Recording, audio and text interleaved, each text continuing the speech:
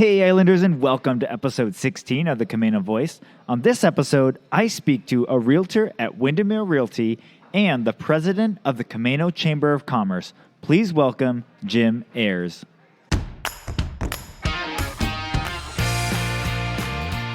Hi, I'm Brandon Erickson, and you're listening to the Camano Voice podcast, where I interview folks around Camano Island and beyond.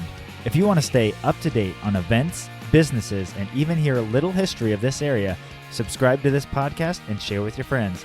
Thanks for listening. Hey Islanders, and welcome to another episode of the Camano Voice, where we release a new episode every Tuesday. On this episode, I speak with Jim Ayers, and our conversation ranges all over the place, from his start down in California to becoming a teacher, and then all of his traveling and history that he did with many international and national telecom companies, and really worked on some really neat projects there. So we get into all of that, and then finally we end with talking about the Chamber of Commerce, how he got into it, and what he sees as the future for it. So without further ado, here's my conversation with Jim Ayers. Hey Islanders, it's Brandon with the Camano Voice, and today I'm here with a realtor at Windemere Realty, as well as the president of the Camano Chamber of Commerce. Please welcome Jim Ayers. Hey Brandon, great to be with you today. Yeah, thanks for joining me on the show. So before we got started on everything, tell us a little bit about Jim. Well, I am a super happy Camano Islander. You know, I grew up at the beach, and there's something I call the beach lifestyle. And we lived on Mercer Island for 17 years, raised our kids down there. That's what brought us to the Seattle area in 1989. And when we discovered Camano, it was back to the beach lifestyle. I grew up in Newport Beach and San Diego, California. And we moved to Mercer Island from Ventura. We lived on the beach in Ventura. So I was used to that kind of beach community and the feeling that you get in that area where everybody has that shared experience of the ocean and the waves and the wildlife. And it was so cool to come back to that here on Camano. So Yeah, really fun. So what brought you, so you lived in California then. What brought you up to Mercer Island? I came up, it was a corporate move. I came up to run a company up here and stayed on. I left that company, actually spent a year in Hawaii. I worked for, at the time, GTE. Okay. And I ran a company for them up here in West Seattle, actually. And then they wanted me to move to Florida, and I said, no, thank you. So GTE owned Hawaiian Tel at the time. So I moved to Hawaii and I commuted between Mercer Island and Honolulu for a year. And that got to be a little too much. And so I came back, changed organizations, and then went into international communications from then on. So I was working for British Telecom, and I ended up saying my office moved to Los Angeles. I actually worked in this town called El Segundo, if you know LA, right by LAX. And so I could live anywhere. So my kids had grown up, all went to Mercer Island High School, swim team, water polo, all that. And then we could live anywhere because I just had to be near an airport because every week I was either flying to London or Singapore or somewhere. And like I say, my office was in LA. So my wife and I did a road trip where we went essentially from the Canadian border to San Diego. And the only criteria was had to be near the water. We were trying to downsize and wanted to be near the water, near the beach. And we couldn't find anything that really hit that point. Yeah, we were looking in California when, $2 million bought you a tear down a mile from the beach. And so one day, Lynn says, Jim, let's look at Whidbey. And I said, nah, I really don't want to look at Whidbey Island because I don't want to have to take a ferry. Mm-hmm. And because I had to go to the airport. I said, what if the plane lands late and the ferry's done or it would be crowded? She goes, no, let's look. So I said, okay. So I went on at the time, the Windemere website. This before I was in real estate at all, but went to the Windemere website and you had to look by county. So I said, well, let's see, Whidbey Island is in Island County. So I opened up Island County, and one of the first names there is Camano Island. And I said, to be honest with you, I got it confused with Samish Island. But anyway, I said, well, I think I've driven by a sign for that on the freeway.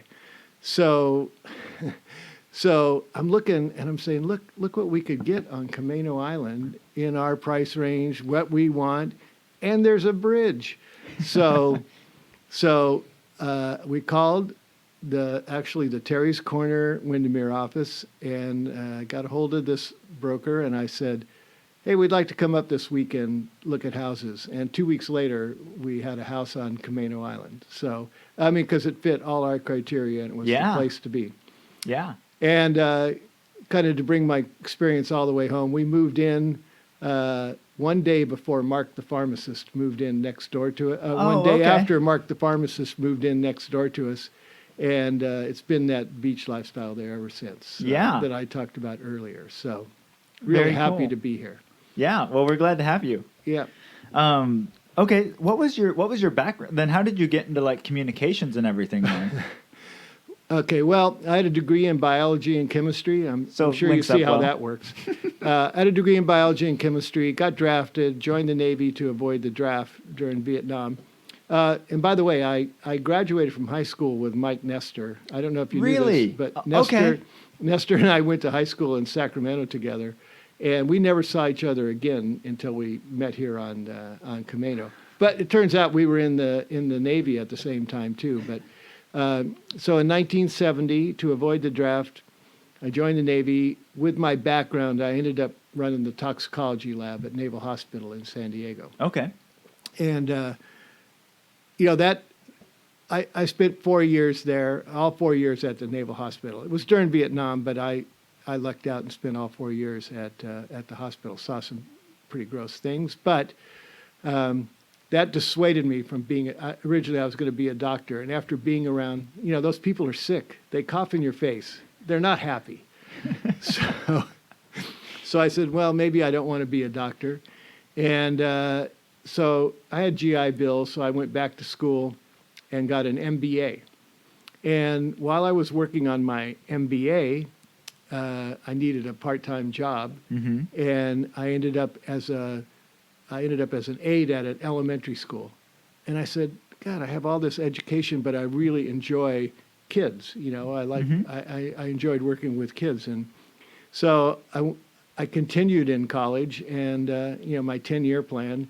and ended up getting a elementary teaching credential as well. So I taught elementary school in San Diego. All right. For a couple of 3 years. However, Proposition 13 came along, and I was one of the newest hires. For those of you that don't remember Proposition 13, it demolished taxes in California and the schools for still to this day, but certainly initially were kind of decimated because the property taxes were lowered quite a bit. And anyway, so my job was going from being a full-time teacher to being a long-term sub. And I remember my salary for, I think this was 1978 or so, my salary was going to be $9,000 for that year. And I thought, So going to school, I had hitchhiked I lived in Mission Beach in San Diego, and I hitchhiked to San Diego State for my MBA and for my credential. I had one time, believe it or not, I got picked up by a girl, and she said, I am a recruiter. You should call me if you need a job. So I said, okay. So I called this recruiter and ended up in a management training program for a bank, of all things. Okay. So went on the management training program, superstar on that, got a job, got placed as a branch manager right away. And that's where I met Lynn, my lovely wife. She was also a management trainee.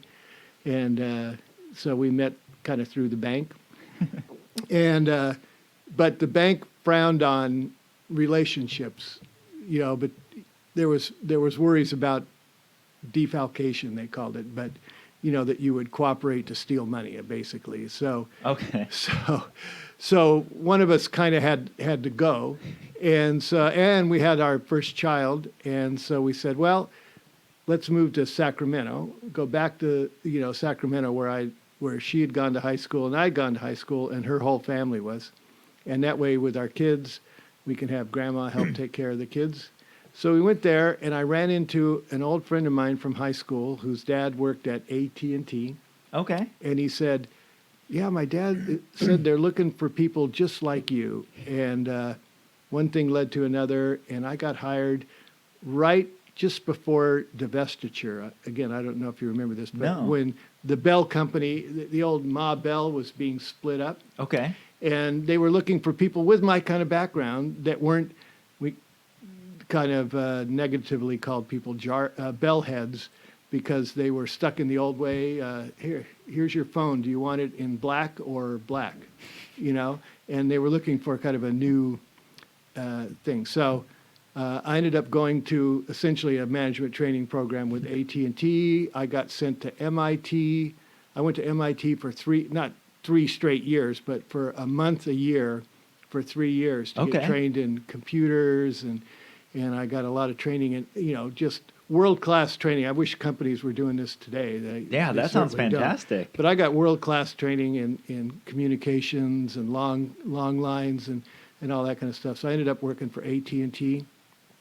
And I was in Sacramento, and I ended up running the state of California account. So I had the state government of California was my account. For example, I did the prisons. So I've been inside all of the, Folsom Prison. I sat in the gas chamber in San Quentin because, we did the telecommunications for there. Wow. And Okay.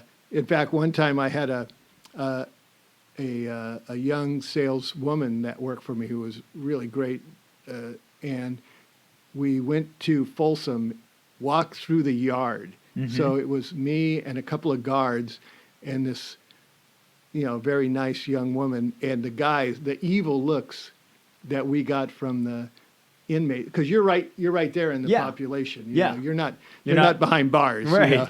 And these guys, their arms were bigger than my thigh, and I never, Anyway, so I ended up at AT&T, and then after I'd been there for quite a while, I got recruited away to GTE, like I mentioned, and we had what was called an entrepreneurial group. Okay. So the idea was that we would, we were like building a company. GTE had network, but they wanted to, look at new ways to sell network. So we built a company that did enhanced 911. This is when this is early computer era, but we used mini computers, and we did enhanced 911 systems, computer-aided dispatch for fire and police. We did county management kind of things, geographic information systems, way early. ESRI, one of the companies we tried to buy and we couldn't, was called ESRI, and they're now the premier. All of the county stuff is on ESRI. ArcInfo is the name of the platform those guys use. Okay. Anyway, but we did like garbage truck, where you'd use computers to determine the fastest route and the most efficient route. Routing. And we had a program. One of the companies we bought was in Seattle, and they did infrastructure management. So you know how it is.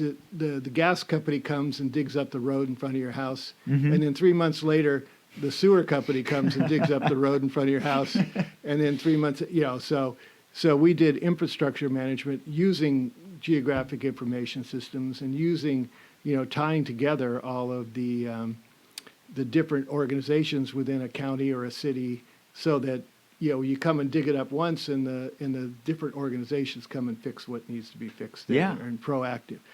Anyway, so we did all that, and that company, one of the companies we bought was here. One of the companies we bought was in Dallas, Texas. So for a year, we lived on the beach in Ventura, and I spent all week in Dallas, and then Then we bought the company here. Then I was spending all the week up here. And then we moved the people from Dallas to Seattle. Okay. And then that's when I came up here to live full time. Okay. So anyway, long story, even longer. After that, again, I ended up getting recruited away. I ended up working for France Telecom and now started to do international communications. Got recruited away from that and went to Bell Canada. So I went from working for the French to working for the French Canadians, which I found we can talk about French and French Canadians later. And then I ended up at NTT, which is Nippon Telegraph and Telephone, world's largest telecom. Okay. And I ran the western half of the U.S. for NTT, that was really a lot of fun. Spent a lot of time in Japan. Oh, very cool. Yeah. So, and then once again got recruited away and went to a company called Infonet, which ultimately was purchased by British Telecom. Okay. So that's how I ended up at BT, and loved that. It was a great experience, and then it was time to kind of retire. So I kind of retired, but then then I consulted for Microsoft. So this is after we were living here. Like I mentioned, we lived here. We bought a house here. I only had to drive to Seattle once a week. I would drive down on Monday or Sunday night, and I'd fly somewhere, and then I'd fly home on Friday, and then drive home, right? Well, then, I left BT, retired, and consulted for Microsoft. And when I was consulting for Microsoft, I had to go to Seattle a lot. And this was really interesting. I actually ended up working for a company that bought Microsoft's data center down in Tukwila. Microsoft moved their data center out to Eastern Washington for cheap electricity and that kind of thing. But they had this this was where they had the crown jewels, all the customer data and the purchase records and everything were there in Tukwila. We bought that data center and then remodeled it to be a retail data center. So like startups would come in. So you probably heard about Amazon Web Services. Mm-hmm. Well, that's where they have infrastructure and you rent it, you use it as you need it, and you can expand or contract. This is companies that are to the next level where they have their own servers. Right. And they need a place, they need rack storage. And really what we sold was real estate and cooling. Yes. So I did that, but I was driving to Tukwila a lot, commuting, and also flying all over I was the VP of business development for this whole company. We had 20 data centers around the country. So I was flying all over and stuff. So, and then one day Lynn says, Jim, have you ever thought about real estate?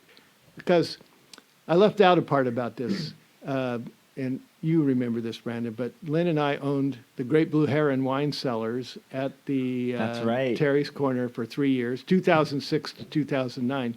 During the time, I was flying away somewhere every week, and Lynn ran the wine shop, and then I would fly home on Friday night, immediately go and start washing glasses because we had wine tasting every Friday and Saturday, and live music Friday and Saturday night too. And So we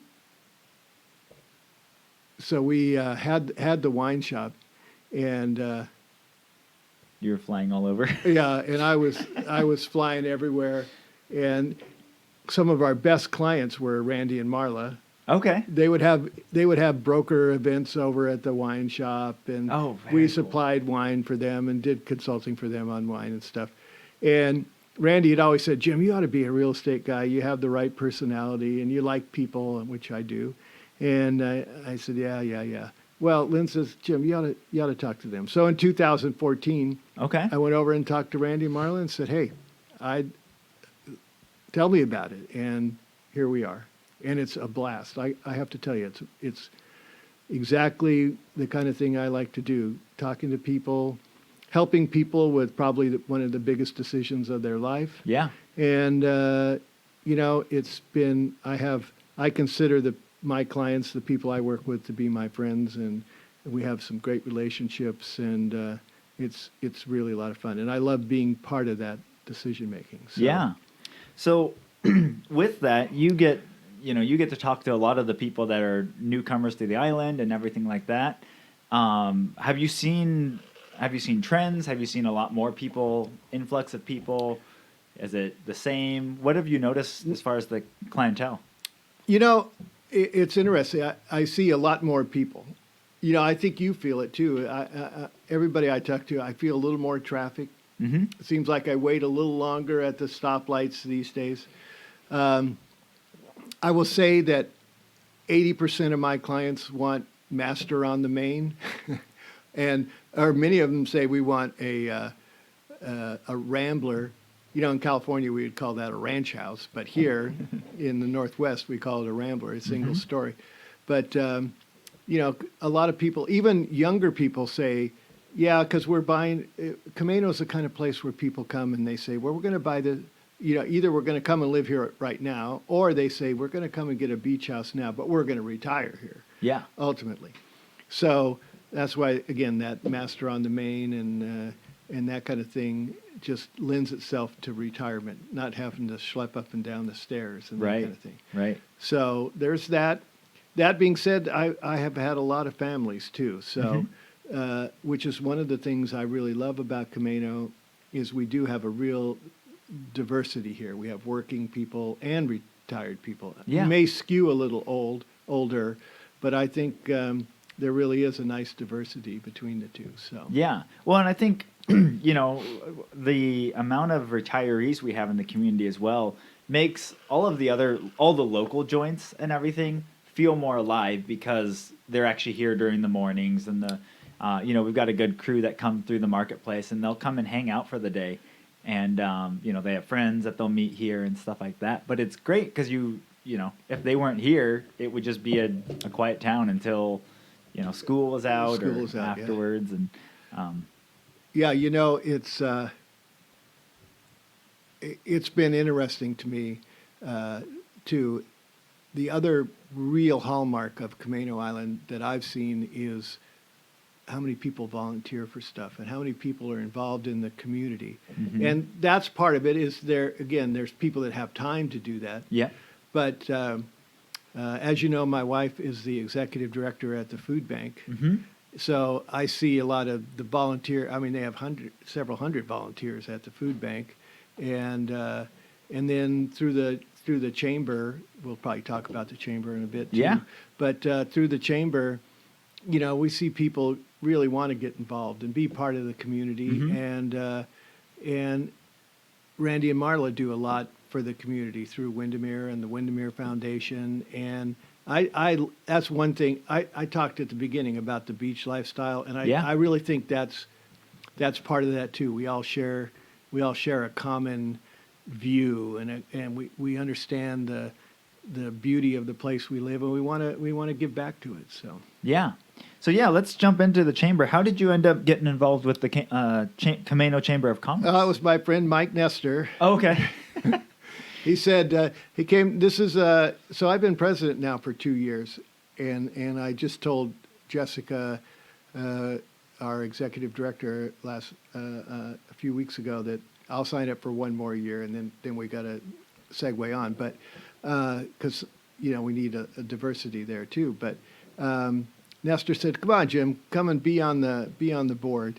And I said, "Okay, I'll be on the board," because at the time I was president of the library board and the Friends of the Library, and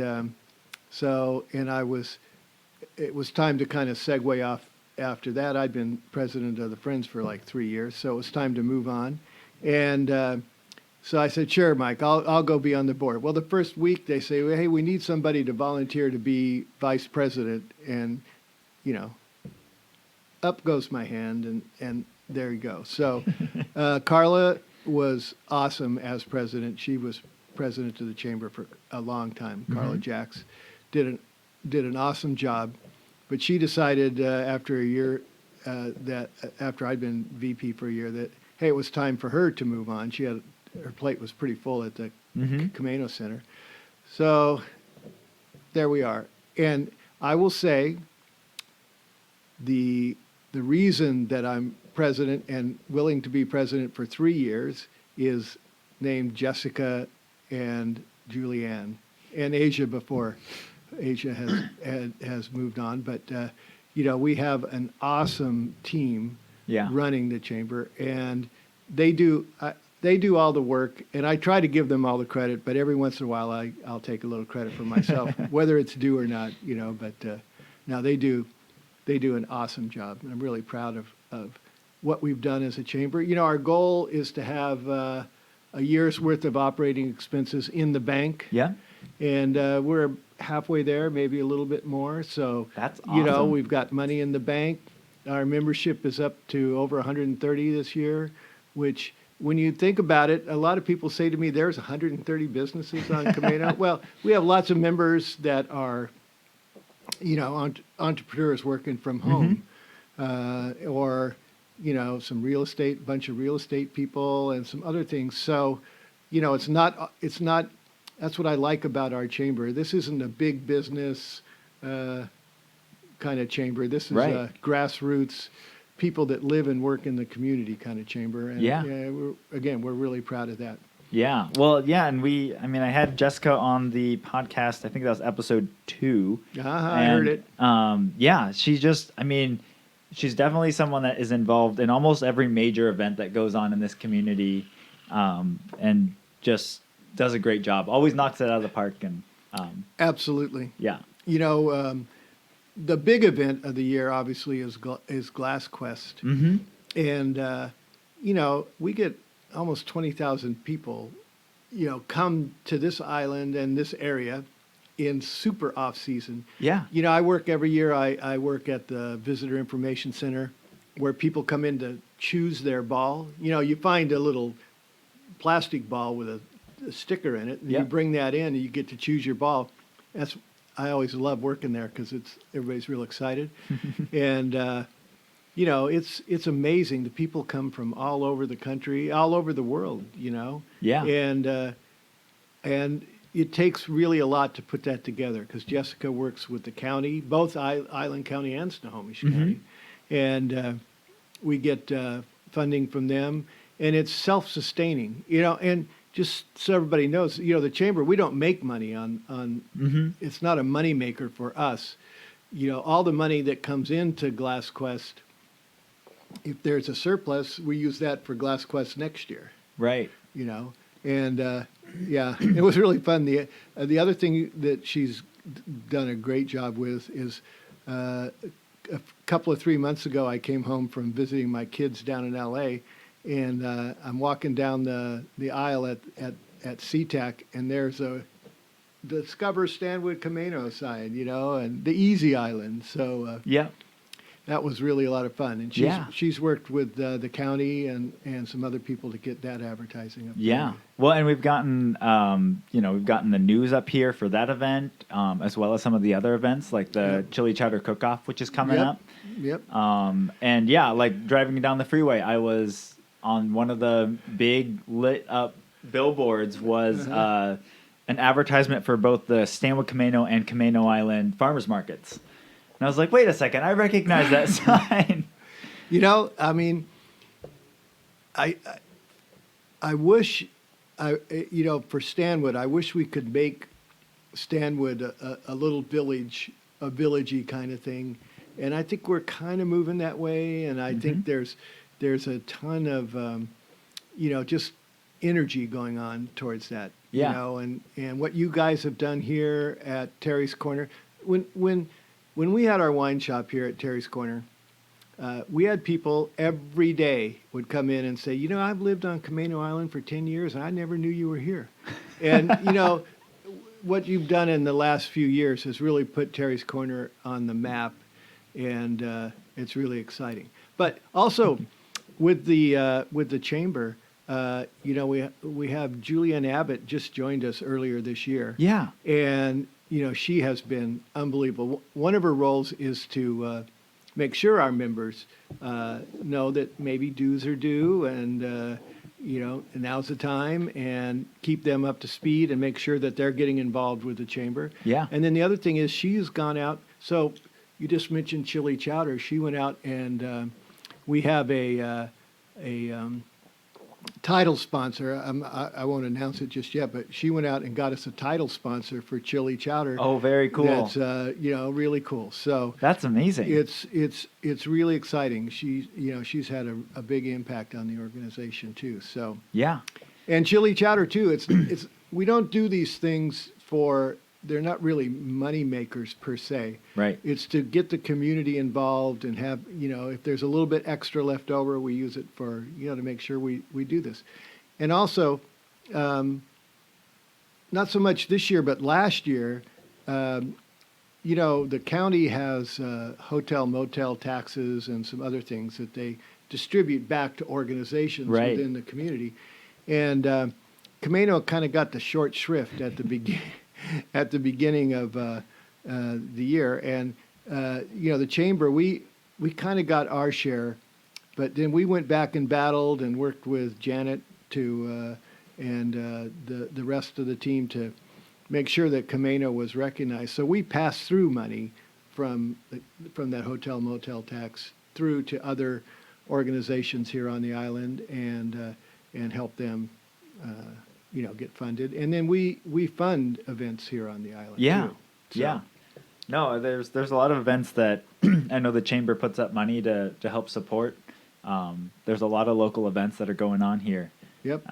So yeah, no, and I definitely have noticed even since joining, I joined the chamber a couple years ago, just as a member, just coming to the meetings and stuff. But even in that time, I've seen a lot of growth, and it's continued to, I don't know, it's just been a much bigger force than it has, I think, in the past. It used to kind of, I think there's just more, maybe it's the fact there's more people, so there's more people involved, and they're growing. But I like the direction it's been going, and like to see it keep going that way. Well, I appreciate that, Brendan. We're going to do our best. Yes. Okay, and the team is there to make that happen. Yeah. So with that, what do you kind of see the future for the Chamber of Commerce? More of the same. It's making sure that there's value add for our members, and we're involved with Discover Stanwood Camano, which is a separate. That's managed by the city, really. Okay. The city of Stanwood, but then we get to piggyback on top of that as well, and that we have joint meetings every month. 11 of the 12 months we have joint meetings with the Stanwood Chamber. Right. And starting this year, we have one of our board members. It's a non-voting board member, but we have a Stanwood person that is on both boards. Okay. So the idea is, we don't see merging the two, but at the same time, we're really one big community when you come right down to it. And we want to make sure that we're all on the same page and we know where we're going and how things are working. And that's been awesome. Stephen Shows from Remax is the dual board member, I'll call him, and he's been a big impact on that too. And we do a lot with Shayna, the president there, and I want to get her on the podcast as well. Yeah, she's awesome. So it's that the future is, like I say, more of the same. Bigger. The biggest complaint I get about chili chowder is you're getting too big, and then somebody that was said, Mike's complaint on his. Yeah, and somebody said the other day, well, you ought to move it to a bigger venue, and I said, well, if we move it to a bigger venue and then people don't feel the crowd, they're going to say, well, what's wrong this year? You guys, it doesn't feel crowded at all. So we're kind of torn on that, but.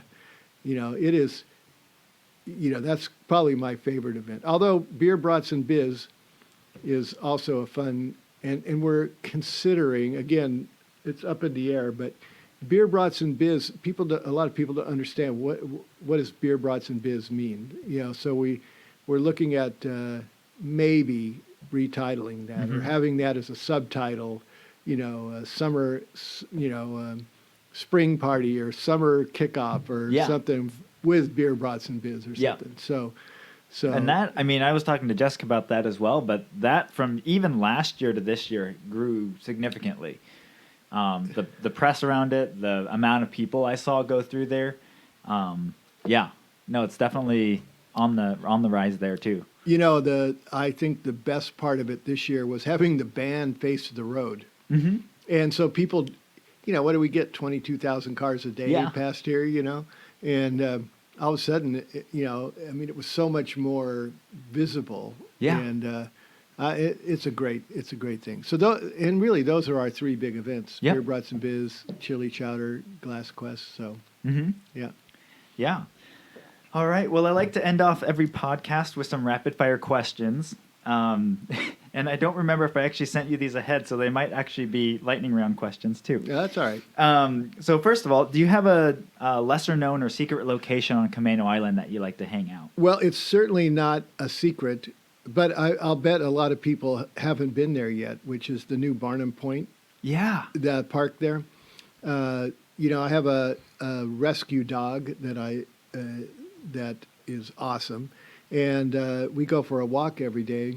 And I've started going down there, and you can get a great 2.5 or 3 mile hike there, and there's a lake, there's a bluff view, and on a windy kind of ugly day, it's really cool to stand on the bluff, and you get, that's fun, and then you can go down to a beautiful beach, and so you get all of the above, and it's a great hike, and props to the Whidbey Camano Land Trust for putting that all together. It's really spectacular. So if anybody out there hasn't been there, you need to go up and explore. Huge parking lot, easy to get to, and then nice trails that make it easy. So Yeah. No, I've been meaning to get down there, but I've heard that's come up many, many times. And so, yeah, it sounds really neat. Okay, pretend you have a friend coming in from out of town. What would the first day look like here? Well, I mentioned earlier that I view my clients as friends, and so I take a lot of people on their first day on Camano Island. And my idea is, you need to start with the beach. And you need to end with the beach, but you need to start with the beach, and as you drive around the island, there's different beaches, and some rocky. There's a little bit of sand here and there. It's great to go down to the Center for Wooden Boats and show people, hey, if you have family coming in from out of town, rent one of the Cama Beach cottages, Yeah, and that kind of thing, and you can if. Before you buy a boat, you can come down here and rent a boat, and they'll rent you crab traps too, and you can go out and go crabbing and that kind of thing. And then the state park is beautiful. There's hiking trails there too, and that would be my second. By the way, the first question about the secret location: hiking from the beach at Cama Beach all the way to the Elger Bay Preserve past Cranberry Lake is really a lot of fun too. Okay. That's a great little, and a lot of people don't know you can go from Dry Lake Road off of South Camano all the way to Cranberry Lake, and then across the road down to the beach. So that's pretty cool. So I show them that we have a nice mix of beach and forest, and you can hike here, and then the views. I usually do the whole loop and talk about the whales. So I have friends like down on Timothy Way. You can sit on the deck there and hear the gray whales come in, and you hear them blowing down there, and it's fabulous. So Yeah.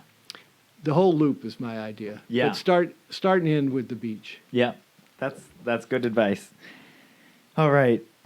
Who is an interesting or fascinating person in this community that I should interview next? Well, we talked about this before we were on air here, and I think you should talk to Doug Nemo. Doug is also a real estate broker over at Windemere, But this guy was a superstar in high school at Stanwood High School playing basketball. And then Doug is a builder, and for many years was a builder, built a lot of custom homes here on the island. And I think that's a really unique perspective. Right now we're having more, we talked earlier about changes on the island. In the last couple of years, we've had quite a few spec homes being built and custom homes, but spec homes. And I think it would be real interesting for Doug to talk about, how building has changed here, what maybe some of the rules that have changed. You used to be able to build a lot closer to the bluff, and now there's a 100-foot setback, and can you get a variance? And I mean, there's a whole bunch of interesting things going on with the county and trying to keep it rural. Yeah. Have you had somebody from the county yet? No, I haven't. The whole idea of rural and intensive zone. So I'm on a housing work group too with Janet, and it's really interesting how we're trying to maintain the rural lifestyle of Camano, but have expanded housing. And how do we make housing inexpensive enough so people can live here and work here? Yeah. Which is one of the big chamber complaints is, small businesses here, whether it's a grocery store down at the south end or, where do they get people to work for them? Because people can't, that they're paying less than $15 an hour or even $15 an hour. How do they afford to live on Camano? So, but anyway, Doug, as a builder, might have some unique perspective on that too. Yeah, that sounds good. And then lastly, if you could have a message on a billboard on Camano Island as you're driving on the island, what would it say? When I first came onto the board, Carla was still the president. One of the things I said was I didn't understand the logo. The chamber logo at the time was I can't describe it. It was an art piece. It looked like a round ball going through a goalpost or something. And it was very nice, but it was an art piece. So we actually hired a company to look at our branding, if you will, and they came up with a new logo. And when they came up with the new logo, if you haven't seen it, it's awesome. Really, I think it really captures Camano. There's fish, there's crabs, there's shrimp, Yeah. and there's a sailboat. I mean, it captures Camano. And then they said, oh, by the way, we came up with a tagline for you too. And the tagline was the Easy Island. And I love that tagline because it is the Easy Island. It's easy on, easy off, easy living, easy lifestyle. It's the Easy Island. So if I put up a billboard, where that on Land's End there, or I'd put up a big welcome to the Easy Island. Life is easy. So yeah, that's probably what I would say. Yeah, no, that's good. All right. Well, thank you so much for joining me on the podcast today. My pleasure, Brandon. All right. And Islanders, I will talk to you on the next one. Well, a big thank you to Jim Ayers for joining us on the podcast, and thank you for listening. If you haven't already, be sure to rate, review, and subscribe to our podcast on your favorite podcast platform. It helps us get found by other Islanders like yourself. And for more information on this episode or previous episodes, go to CamanoCommons.com/podcast. That's CamanoCommons.com/podcast. Thanks for listening and see you next time.